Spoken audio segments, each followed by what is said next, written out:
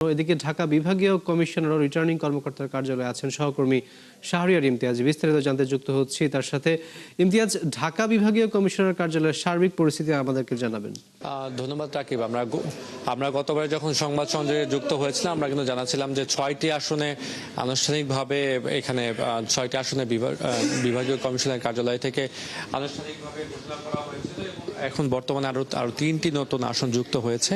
আমরা যদি 3টি আসনের কথা বলি, ঢাকা 7 আসন এবং ঢাকা 9 আসনে এবং ঢাকা 5 আসন থেকে, এবং এর মাঝে 2টি আসনে ঢাকা 7 এবং ঢাকা 9 আসনে বিএনপির যারা প্রার্থী আছে তারা জয়ী হয়েছেন এবং ঢাকা 5 আসনে জামাতের প্রার্থী জয়ী হয়েছেন। এবং আমরা যদি তাহলে সব মিলে যদি বলি যে এখন পর্যন্ত 9টি আসনে ফলাফল আনুষ্ঠানিকভাবে ঘোষণা করা হয়েছে। এর মাঝে বিএনপি 6টি আসনে জয়ী হয়েছেন এবং অন্যদিকে জামাতের 3টি আসনে কিন্তু জামাতের যারা প্রার্থী আছে তারা জয়ী হয়েছেন। এবং আমি যদি বলি যে নতুন যে 3টি আসন জয়ী হয়েছে তাদের ভোটের যদি পরিমাণগুলো বলি, যে যিনি হামিদুর রহমান, যিনি বিএনপির প্রার্থী ছিলেন, তিনি 1,04,666টি ভোট পেয়েছেন এবং একই সাথে তার যিনি নিকটতম প্রতিদ্বন্দ্বী জামাতের প্রার্থী মোহাম্মদ এনাতুল্লাহ, তিনি 98,483টি ভোট পেয়েছেন। এবং ঢাকা 9 আসনে যেখানে ত্রিমুখী আসলে লড়াই হয়েছে, যেখানে একদিকে বিএনপির হাবিবুর রশিদ এবং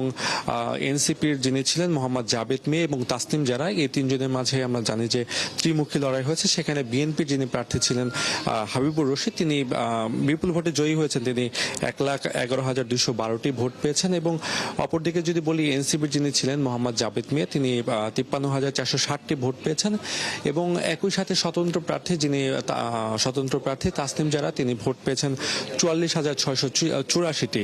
এবং ঢাকা 5 আসনে যদি বলি যে ঢাকা 5 আসনে মোহাম্মদ কামাল হোসেন, যিনি দাঁড়িপাল্লা প্রতীক নিয়ে লড়াই করেছেন, তিনি 96,641টি ভোট পেয়ে তিনি বিজয়ী হয়েছেন। এবং তার নিকটতম যে প্রতিদ্বন্দ্বী ছিল তিনি মোহাম্মদ নবীউল্লাহ, যিনি ধানের প্রতীকে লড়াই করেছেন, তিনি ভোট পেয়েছেন 87,491টি।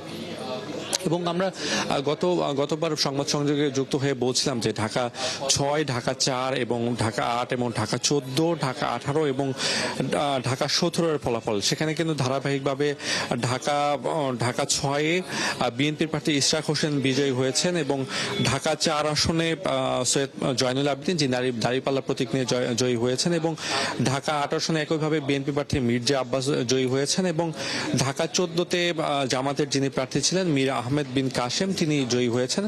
এবং ঢাকা 18-তে এস.এম. জাহাঙ্গীর, তিনি বিজয়ী হয়েছেন। এবং একইভাবে ঢাকা 17-তে যেখানে বিএনপি চেয়ারম্যান তারেক রহমান ভোটের মাঠে লড়াই করেছেন, তিনিও সেই মাঠ থেকে বিজয় ছিনিয়ে এনেছেন। এই ছিল আমার কাছে বিভাগীয় কমিশনের কার্যালয় থেকে সর্বশেষ। আর বাকি যদি 4টা আসনের ফলাফল ঘোষণা করা হয় নিশ্চয়ই আমরা পরবর্তীতে জানাতে পারবো।